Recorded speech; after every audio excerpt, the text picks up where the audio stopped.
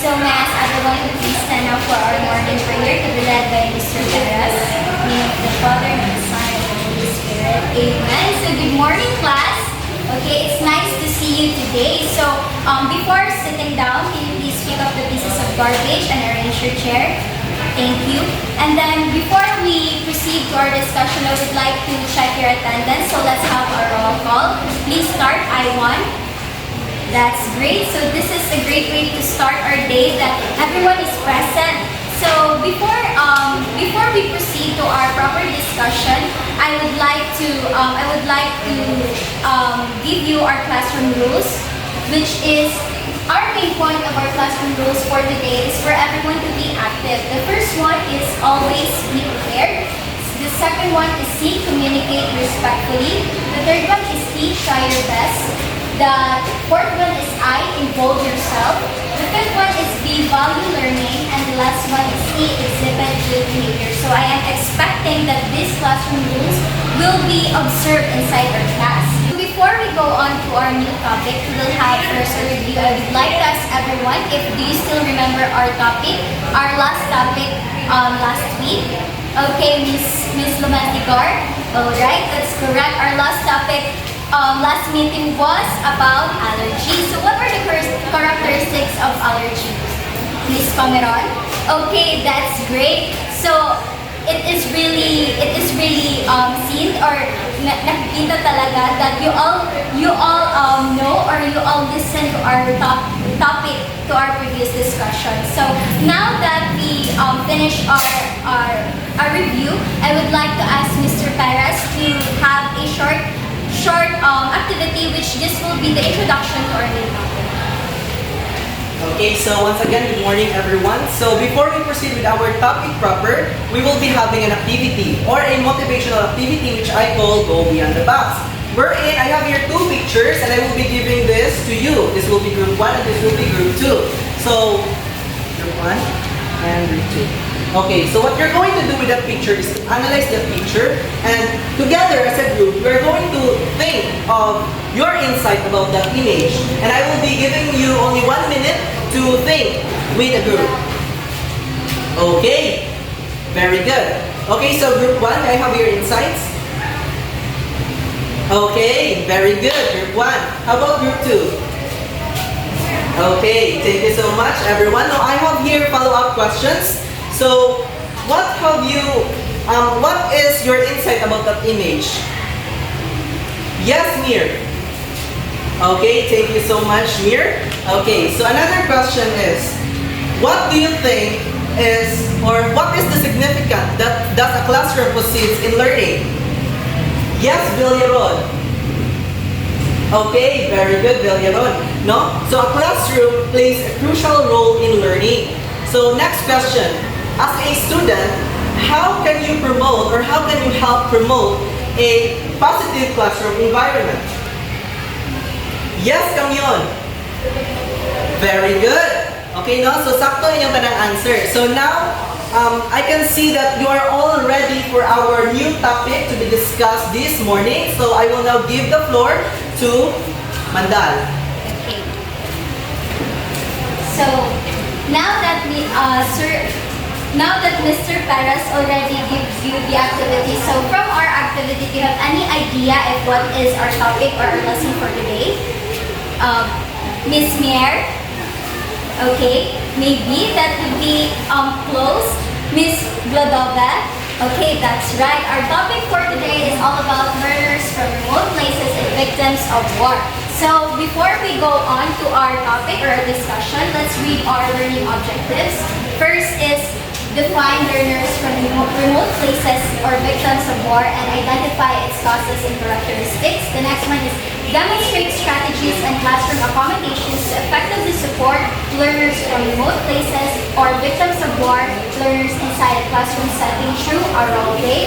And lastly, foster understanding and compassion for learners from remote places and victims of war. So now I will give you the definition of the two. So let's first open the topic about the learners in remote places. So learners in remote places refers to individuals engaging in education or learning activities in geographically distant location where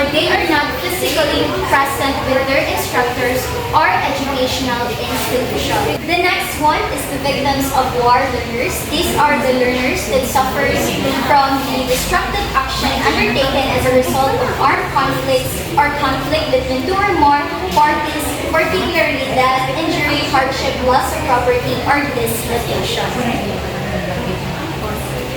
Now I will be giving you the causes and the characteristics of the book. So the first one, this is the causes and characteristics of the learners in remote places. The first one is geographic barriers. When we say geographic barriers, this is the physical obstacle.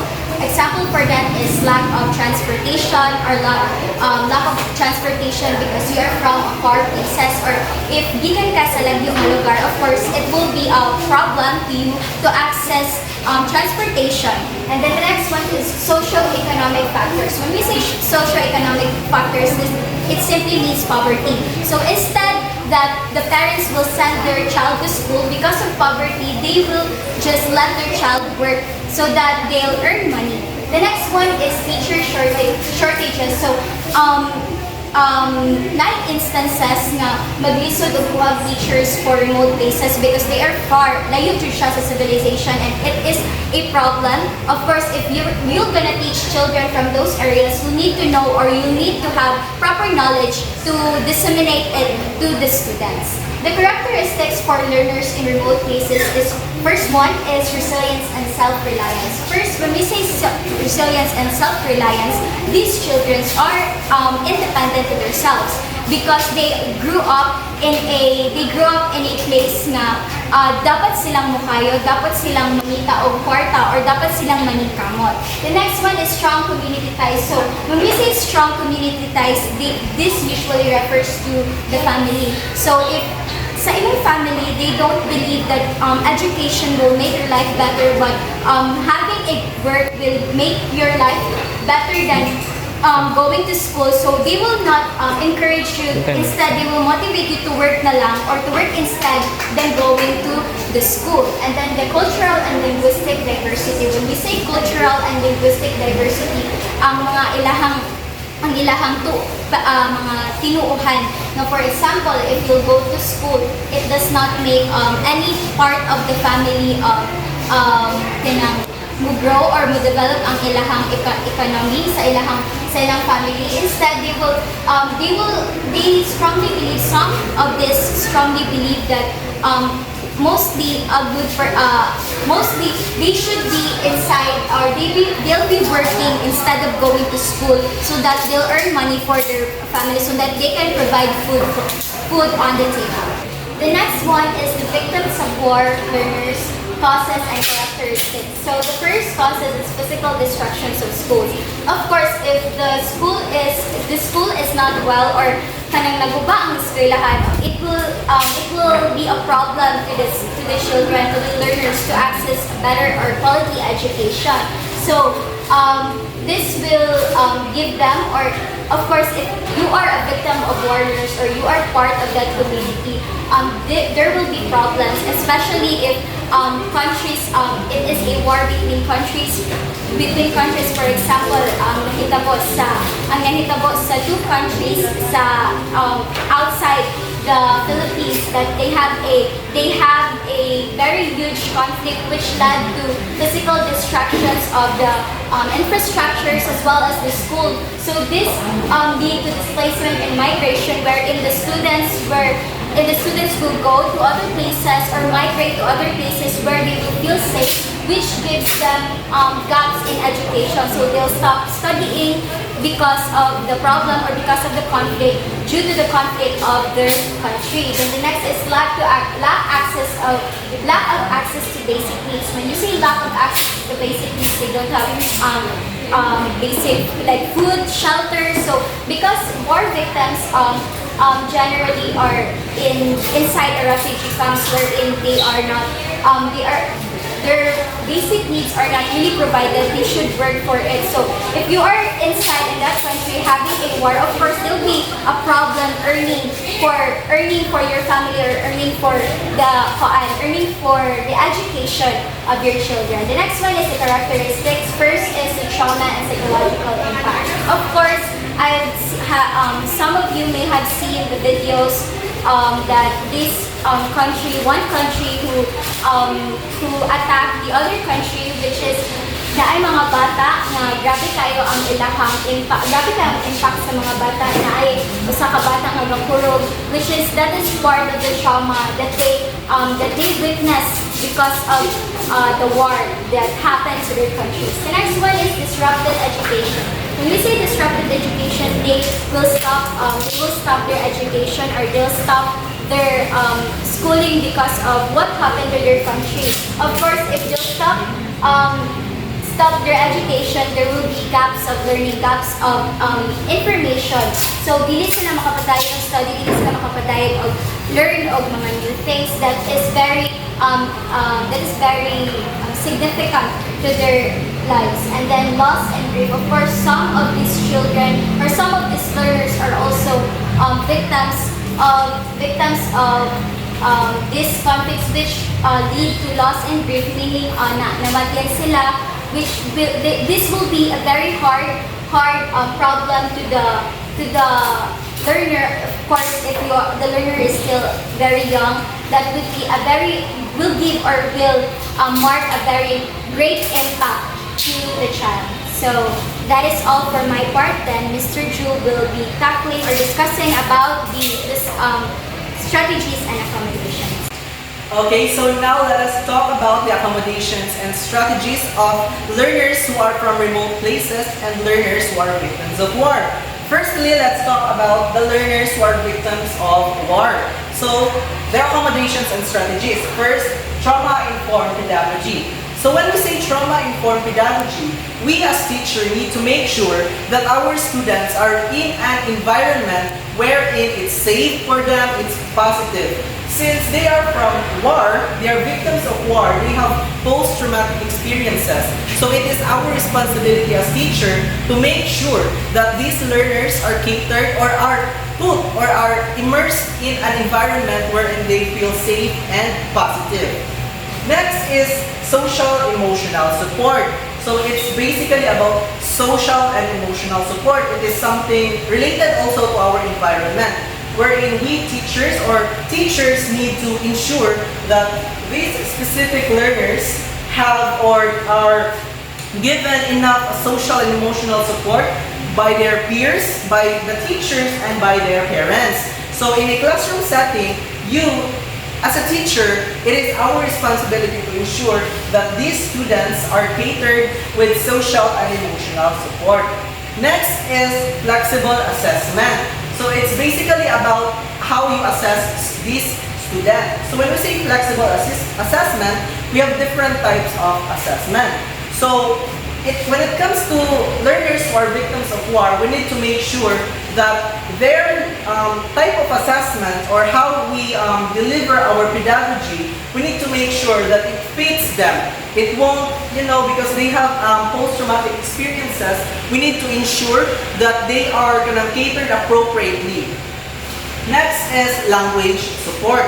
So when we say language support, we need to ensure, as teacher, we need to ensure that we need to offer language according to their culture, according to their traditions, according to where they came from. Because these learners came from different diverse backgrounds. Most specifically, the war that is happening right now in Israel. So if those students have their specific language, then as teacher, you need to make sure that we are using that specific language. And the fifth one is collaboration with support services. This is something interconnected to social emotional support, wherein teachers, not just teachers, but the community, we need to link with our community in order for us to collaborate with support services, in order for us to have enough material resources to cater these students appropriately. So did you get it? Okay, thank you so much. Now let's move on to the accommodations and strategies for learners from remote places. So firstly, we have flexible learning modalities. So when we say flexible learning modalities, we teachers, it is our responsibility to ensure that these students from remote places can access different learning modalities, because their place is not a hindrance hindrance to learning. However, it is our responsibility as teachers to think of something to cater these learners from remote places. Now, second is technology access and support. So, since these learners came from remote places, and when we say remote places, these are those itong mga bulubundukin and those learners who are in an isolated area. So as teacher, we need to ensure that technology access and support is given to these certain students.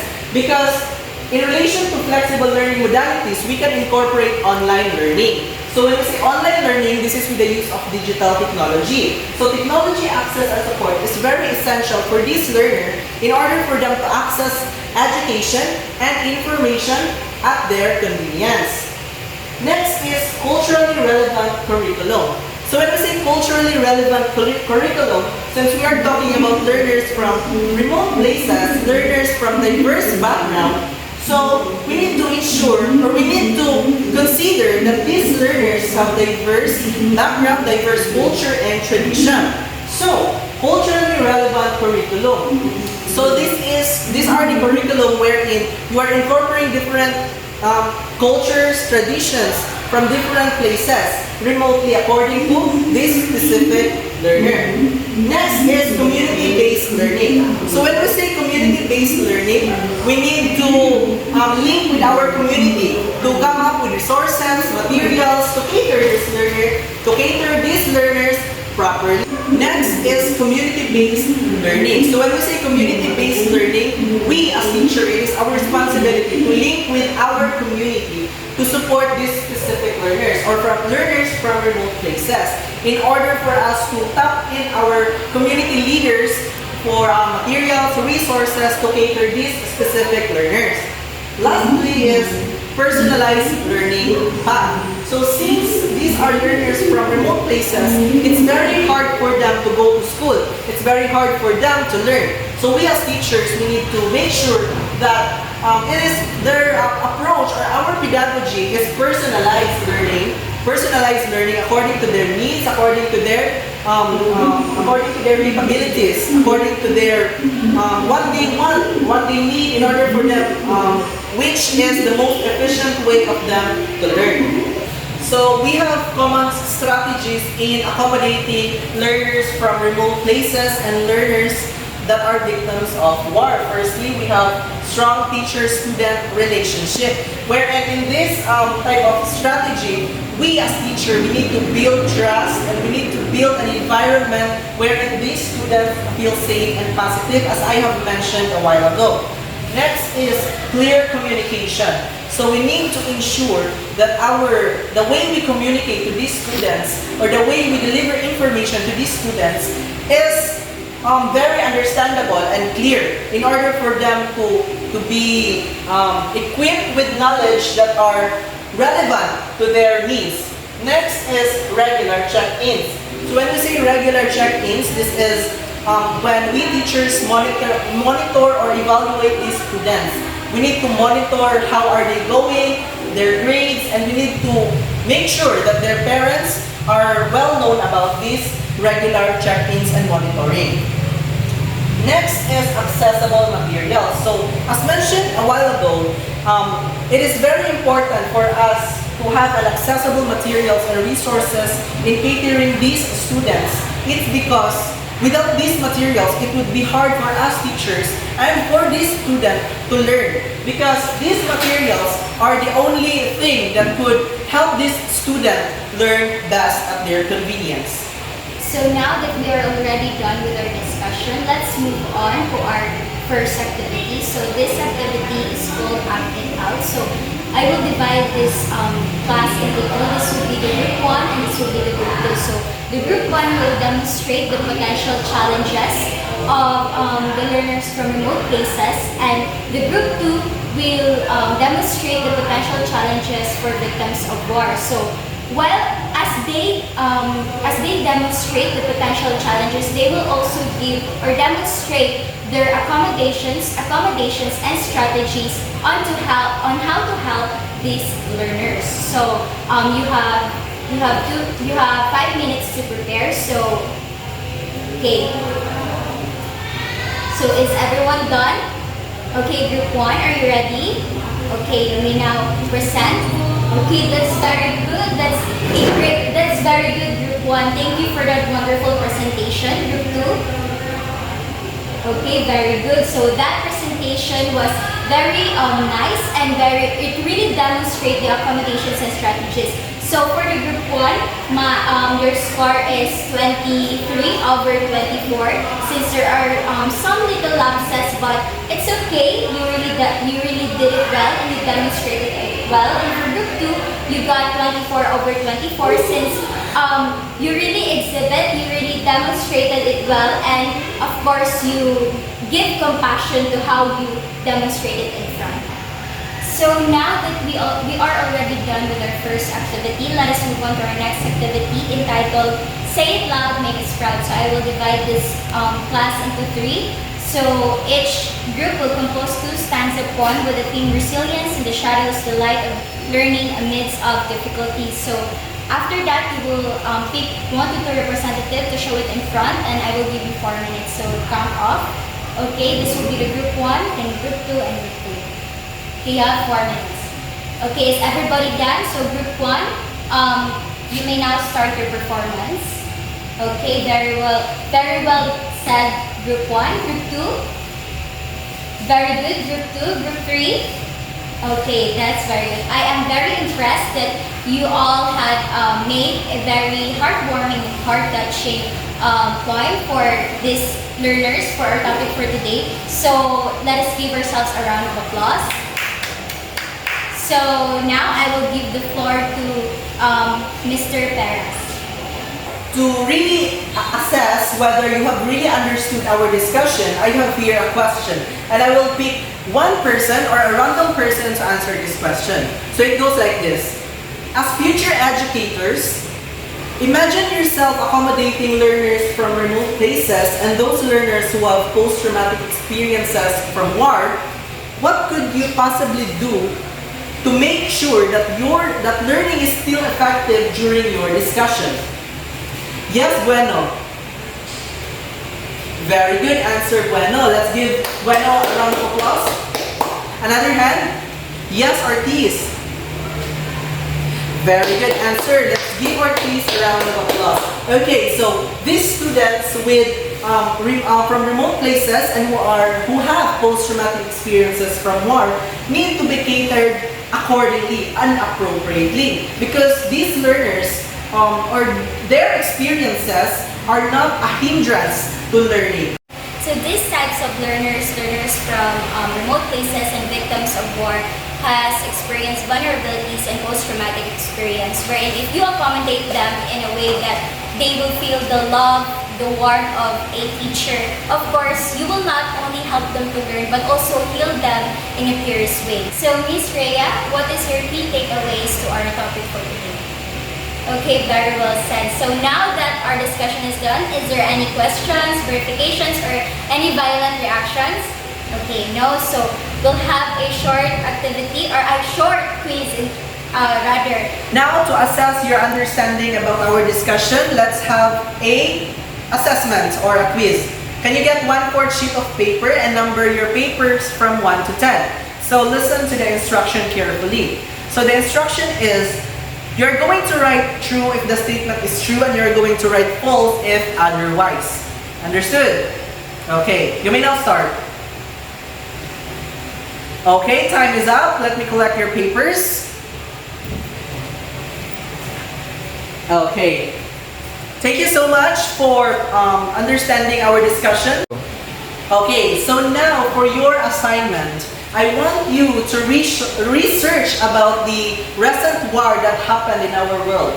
And I want you to make a reflection, a 500-word reflection on how does this event affect the educational structure of a certain community. Did you get it?